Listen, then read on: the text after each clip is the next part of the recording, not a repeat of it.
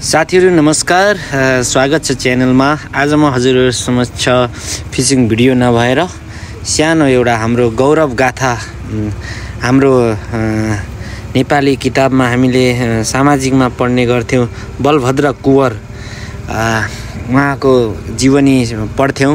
उहाँले लडाई लडेको ठाउँ नालापानी, खलङ्गा नालापानी यहाँ देहरादुनमा उपस्थित रहेछ साथीहरु, नजिक रहेछ। त्यही भएर आज म घुम्न जाँदैछु। सो हजुरहरुलाई त्यहाँको हरेक कुराहरु म देखाउने छु साथीहरु, भिडियो स्किप नगरिकन हेर्नु होला।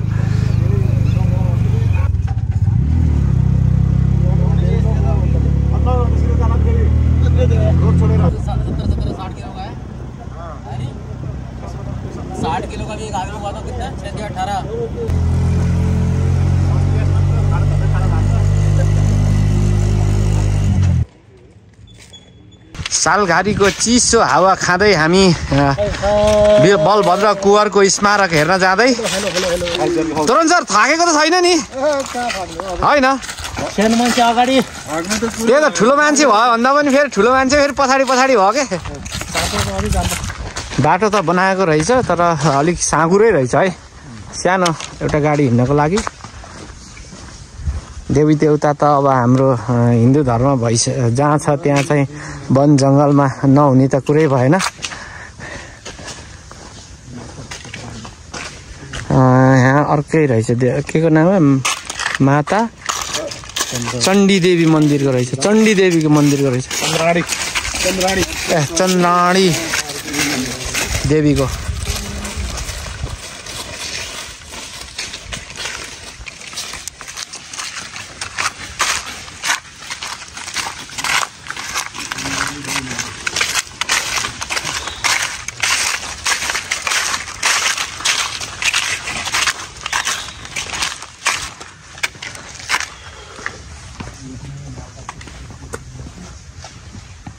यस्तो जङ्गलमा हावा चल्ने ठाउँमा पनि देवीको मन्दिर मुनि दियो बालेर छोडिएको रहेछ। शान्त निरन्तर बलिरहेको छ।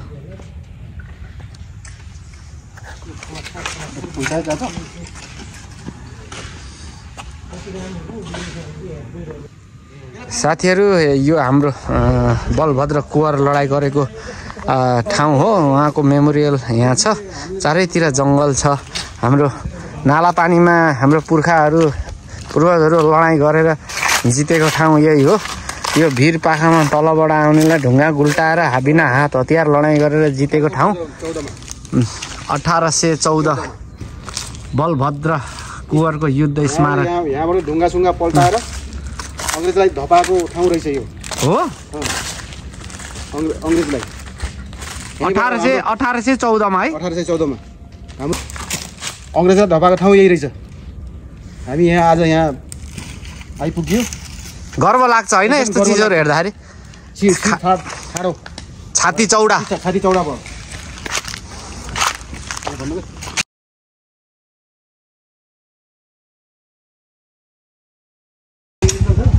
यसमा इङ्ग्लिसमा लेखेछ साथीहरू, सरर हजुरहरूले हेर्न सक्नुहुन्छ।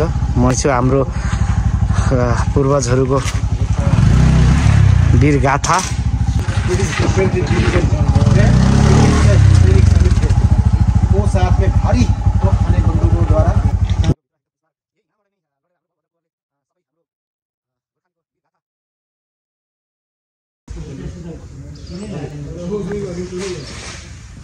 यो उहाँको नाममा, बलभद्रको नाममा मेमोरियल छ साथीहरू।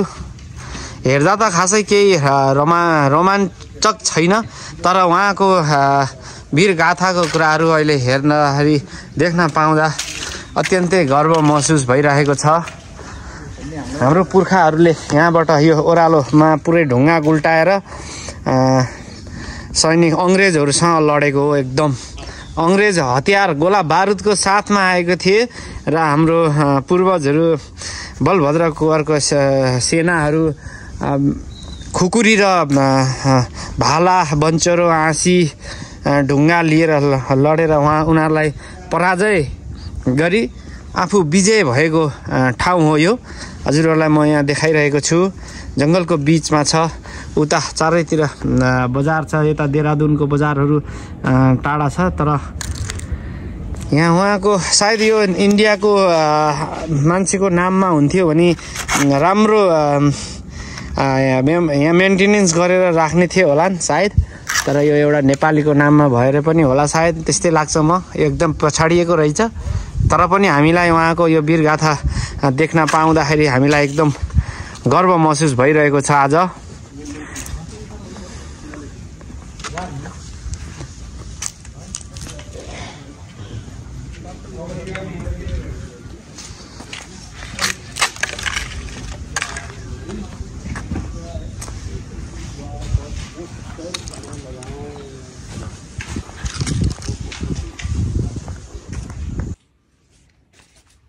यहाँ रमाइलो कुराहरू त केही पनि छैन। हजुरहरूलाई यहाँको उहाँ कसरी लडेको थियो र कतिजना सैनिकसँग लडेको भनेर यहाँ सम्पूर्ण छ। यो चाहिँ हाम्रो धान सरले पढेर सुनाइदिनुहुन्छ। प्लिज धान सर, यहाँ के लेखेको रहेछ, के भनेको रहेछ सुनाइदिनु न। उत्तराखंड के गढ़वाल मंडल में स्थित ऐतिहासिक धरोहर नालापानी युद्ध स्मारक खलंगा युद्ध 1814 युद्ध स्मारक खलंगा नालापानी देहरादून के क्षेत्र में स्थित है। यह युद्ध अक्टूबर 1814 के दौरान खलंगा की लड़ाई में गोरखा सैनिकों, महिलाओं और बच्चों की वीरता, अदम्य साहस, उच्चतम लड़ने की क्षमता और सर्वोच्च बलिदान का प्रमाण है। ब्रिटिश इन्फेंट्री डिवीजन में 3500 सैनिक शामिल थे। वो साथ में भारी तोप खाने बंदूक द्वारा मेजर जनरल रॉबर्ट रोला जिलेस्पी की कमान को खलंगा किला नालापानी में हमला करने का काम सौंपा गया था। किले की रक्षा बलभद्र कुंवर थापा ने की थी, जिसमें जनरल के हमले को विफल करने के लिए महिलाओं और बच्चों सहित कुल मिलाकर 500-600 की संख्या में गोरखा सैनिक थे। कर्नल मोवे की अति आत्मविश्वास एवं उत्सुकता ने 24 अक्टूबर 1814 को किले पर पहला हमला किया। भारी गोलाबारी के बाद गोरखा सैनिकों ने दृढ़ता से लड़ी और दुश्मन के हमले का जवाब दिया, जिसके बाद ब्रिटिश सेना में भारी क्षति हुई। 31 अक्टूबर 1814 को जनरल जिलेस्पी ने खुद सेना की कमान संभाली। बलभद्र कुंवर थापा और उनकी महिलाओं और बच्चों सहित गोरखा सैनिक अपनी पूरी ताकत से हमला करते हुए अपनी जमीन पर मजबूती से खड़े रहे। अपने हथियारों, खुखरी, तीरों और यहाँ तक कि पत्थरों के द्वारा बहादुरी से अस्त्र शस्त्र से लड़े। इस नजदीकी लड़ाई में जनरल जिलेस्पी के अतिरिक्त उनके कैप्टन को मार गिराया और कई अन्य ब्रिटिश सैनिकों को खदेड़ दिया गया था। ब्रिटिश सैनिक हमलावरों को भारी नुकसान उठाना पड़ा था। एक बार फिर उन्हें युद्ध किले से पीछे धकेल दिया गया, जिससे उन्हें राहत की तलाश करने और फिर से मजबूत होने के लिए मजबूर होना पड़ा। 29 नवंबर 1814 को कर्नल मावी के नेतृत्व में ब्रिटिश सेना ने खलंगा को चारों तरफ से हमला बोल दिया, परंतु बलभद्र के साहसी वीर सैनिकों, महिलाएं और बच्चों के साथ स्थानीय गढ़वाली और कुमाऊनी के सहयोग से दुश्मन के हमले को विफल कर दिया।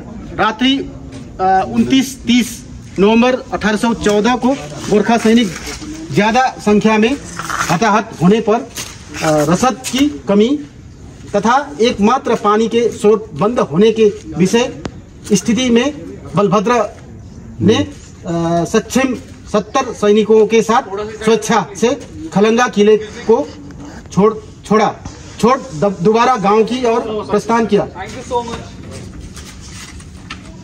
एंग्लो गोरखा युद्ध के दौरान मारे गए ब्रिटिश सेना अधिकारी 31, अन्य रैंक 750, घायल अधिकारी 35, अन्य रैंक 1500। खलंगा युद्ध के दौरान गोरखा द्वारा प्रदर्शित अविश्वसनीय बहादुरी और युद्ध कौशल की उच्चतम गुणवत्ता ने ब्रिटिश अधिकारियों को प्रभावित किया, इस हद तक कि यह शायद युद्ध के इतिहास में एकमात्र उदाहरण है जहां एक विजयी सेना ने अपने जनरल जिलेस्पी और उनके सैनिकों के स्मारक के अलावा अपने प्रतिद्वंदी बलभद्र कुंवर थापा और उनके बहादुर गोरखा सैनिकों की याद में 2 स्मारक बनवाई, जो आज भारतीय पुरातत्व सर्वेक्षण तत्वावधान में सशस्त्र धारा रोड देहरादून में स्थित है। बलभद्र कुंवर थापा तथा उनके बहादुर सेनानियों को कोटि कोटि नमन एवं भावभीनी श्रद्धांजलि द्वारा बलभद्र खलंगा विकास समिति नालापानी देहरादून उत्तराखण्ड। धेरै धेरै धन्यवाद सर, हजुरले यहाँको वीरगाथाको यो पढेर सुनाइदिनु भयो। साथीहरू, यहाँ हामीले हिन्दीमा लेखेको हुँदाखेरि चाहिँ हामीले हिन्दीमा पढेर सुनाएको हो र यसमा मैले हजुरहरूलाई अन्यथा नलिनु होला र हाम्रो पूर्वजहरूको पुर्खाहरूको बलभद्र कुँवरको गाथा सुन्न पाउँदा र सुनाउन पाउँदा अति नै गर्व महसुस गरेका छौँ, होइन सर? हामी एकदम ल एकदम के अरे आफ्नो छाती चौडा भयो यहाँ आएर। यो हामीले अब भिजिट गऱ्यौँ आज। यो हाम्रो पुर्खा पहिला यहाँ लडेर के अरे विजय हासिल गर्नुभएको रहेछ। यत्रो अस्त्र शस्त्र लिएर आएको सैनिकहरूलाई चाहिँ बिना निहत्या भाला खुकुरी र ढुङ्गाले विजय गर्नु भनेको सानो कुरा रहेनछ, होइन? ढुङ्गा मुडा गरेर पनि अझै गर्वको कुरा त महिलाहरू बाल बच्चाहरू पनि सबै यो लडाइँमा भाग लिएको भन्दाखेरि अति नै गर्वको कुरा भयो कि, होइन सर? ल धेरै धेरै धन्यवाद र भिडियो हेर्दै गर्नु होला साथीहरू।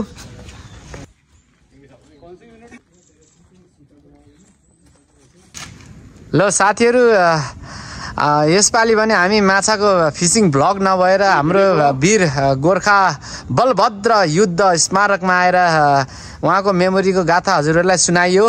भिडियो मन परे लाइक अनि सब्सक्राइब गरिदिनु हुन म हार्दिक अनुरोध गर्दै केही भन्न चाहनुहुन्छ?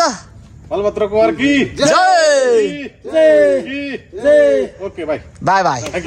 वीर गोर्खा हो कि होइन? वीर गोर्खा हो कि होइन? वीर गोर्खा हो कि होइन? यस, हुनै पर्छ।